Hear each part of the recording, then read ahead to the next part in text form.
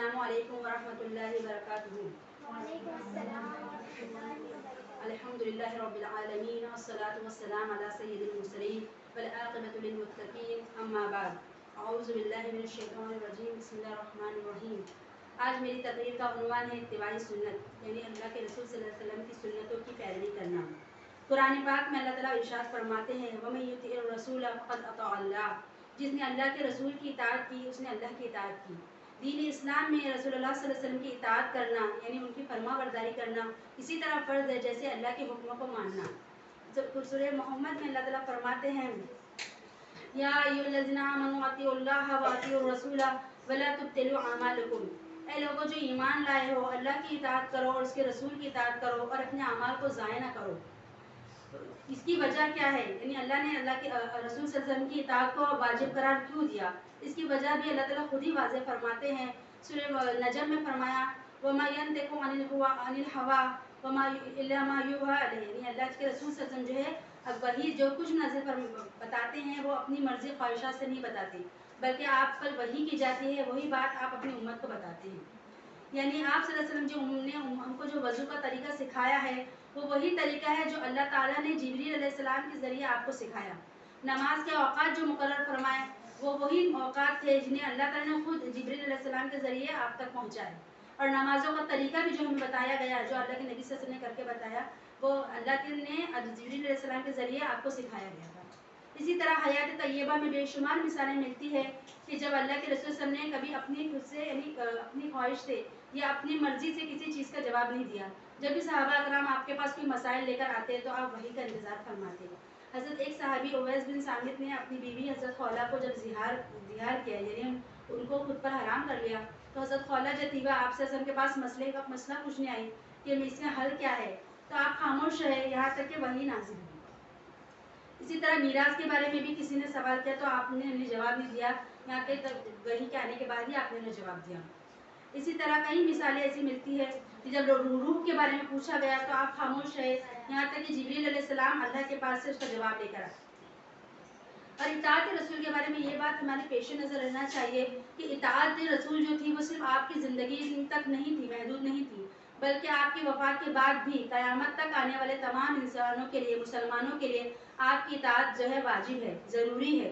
क्योंकि अल्लाह ताला कुरान में फरमाते हैं, वमा अर्सलनाका इल्ला काफ़्फ़तन लिन्नासि बशीरन व नज़ीरा, कि नहीं भेजा हमने आपको मगर तमाम इंसानों के लिए बशीर और नज़ीर बनाकर। बुखारी की रिवायत है, इससे बहुत अहम ये हदीस है और इससे हमें ये भी पता चलता है कि इताअत रसूल की अहमियत किस कदर ज़रूरी है। यानी जन्नत में जाने का सबब या जन्नत में दाखिले का सबब जो है, जहाँ तौहीद है, जहाँ तौहीद जो है वो जन्नत के लिए ज़रूरी है, मशरूत करार दिया गया है कि तौहीद के बगैर कोई इंसान जन्नत में दाखिल नहीं हो सकता। इसी तरह इताअत रसूल भी हमारे लिए ज़रूरी है। अन्ना रसूलुल्लाह सल्लल्लाहु अलैहि वसल्लम क़ाला कुल्लु उम्मती यदखुलूनल जन्नता इल्ला मन अबा, क़ालू या रसूलल्लाह वमन याबा, क़ाला मन अताअनी दखलल जन्नह वमन असानी फ़क़द अबा। अल्लाह के रसूल सल्लल्लाहु अलैहि वसल्लम ने कहा कि मेरी तमाम उम्मत जन्नत में जाएगी सिवाय उन लोगों के जिन्होंने इनकार किया। तो सहाबा कराम ने पूछा कि किसने इनकार किया, तो आप सल्लल्लाहु अलैहि वसल्लम ने फरमाया कि जिसने मेरी इताअत की उसने वो जन्नत में जाएगा। मन अताअनी दखलल जन्नह, जो मेरी इताअत करेगा वो जन्नत में जाएगा, और जो मेरी नाफरमानी करेगा यानी उसने इनकार किया, यानी गोरा उसने मेरे रसूल होने का इनकार किया। इसी तरह अल्लाह ताला जो है फरमाते हैं सूरह आले इमरान में फरमाते हैं कि फला व रब्बिका ला युमिनूना हत्ता युहक्किमूका फीमा शजरा बैनहुम वला सुम्मा ला यजिदू फी अनफुसिहिम हरजन मिम्मा क़ज़ैता व युसल्लिमू तस्लीमा। पर अल्लाह ने अपनी कसम खा के फरमाया कि वो तेरे रब की कसम की ये मोमिन नहीं हो सकते जब तक ये अपने बाहमी इख्तिलाफ में, बाहमी तनाज़ात में आपको जो है आपके फैसले को ना माने और फिर अपने नफ्स में इस चीज़ की तंगी महसूस ना करे और आप सर तस्लीम खम ना करें। गोया इताअत रसूल यानी गोया ईमान का ताल्लुक इताअत रसूल से है। अगर इताअत है तो ईमान है और इताअत नहीं तो ईमान भी नहीं। इताअत और ईमान लाज़िम मलज़ूम है।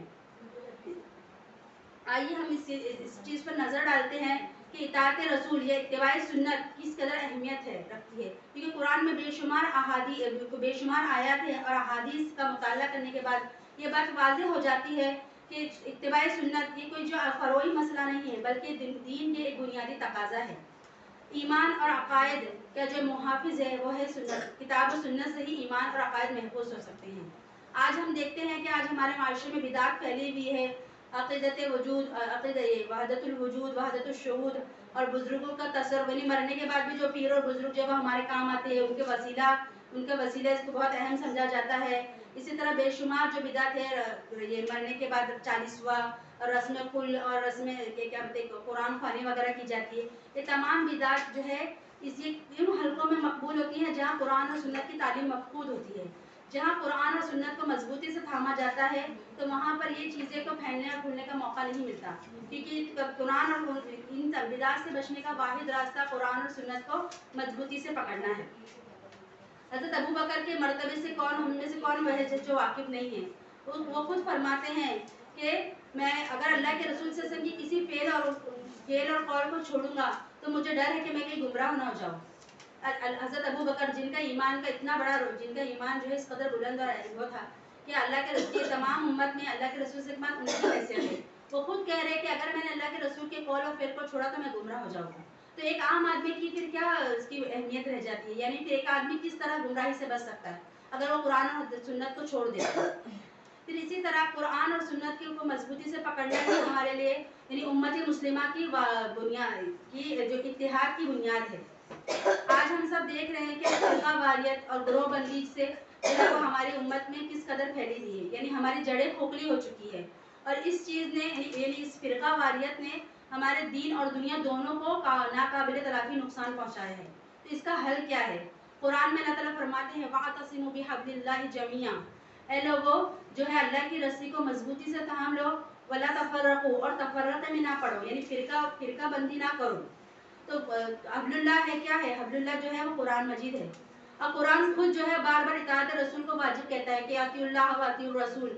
اس سے مطلب ہم بات سمجھ میں آتی ہے کہ حبل اللہ میں جو ہے قرآن مجید اور سنت جو ہے وہ دونوں چیز آ جاتی ہے۔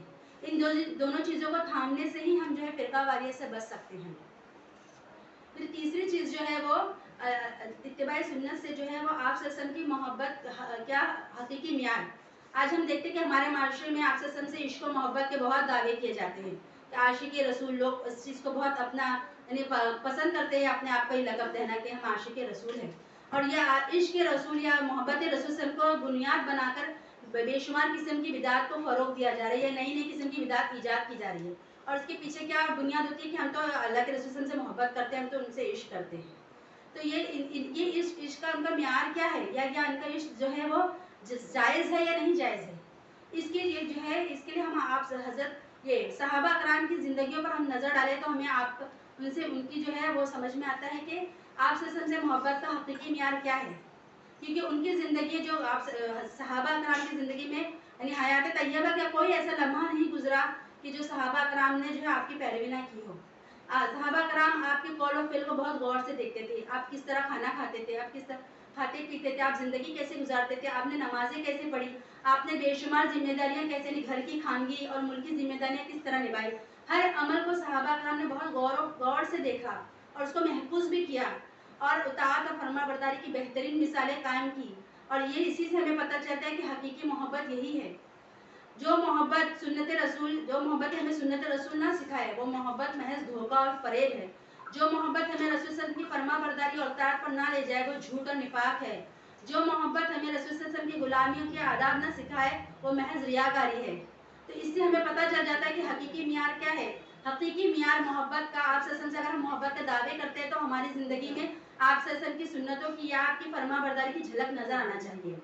میری ساری گفتگو کا خلاصہ یہی ہے کہ کتاب اللہ کے بعد ساری ملت اسلامیہ کا مشترکہ ترکہ ہے، اور اس کی جو ایمان اور عمل کا محور اور مرکز وہ ہے کتاب جو ہے وہ سنت رسول ہے۔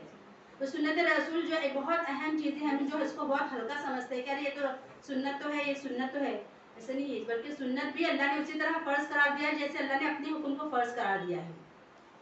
تو ہمیں آپ تمام لوگوں سے گزارش ہے کہ سنت کی جو سنت کی پیروی ہے اس کو اپنی زندگی میں محدود مت کرے، اس کو جو ہے وہ صرف نماز کی ادائیگی تک نہ رکھے یا عبادت تک نہ رکھے، ہم عبادت میں تو سنتوں پر عمل کر لیتے ہیں لیکن دوسرے معاملات میں چھوڑ دیتے ہیں، بلکہ سنت کی پیروی یا سنتوں پر عمل کرنا ہماری پوری کی پوری زندگی میں شامل ہونا چاہیے، چاہے وہ نماز کی ادائیگی ہو، چاہے ہمارا اخلاق و کردار ہو، روز و حج کے مسائل ہو، اور یا پھر جو ہے کاروبار ہو ہمارا، ہم جو بزنس کرتے ہیں، کسی سے لین دین کرتے ہیں، ان تمام چیزوں میں بھی سنت کی پیروی کرنا ہے.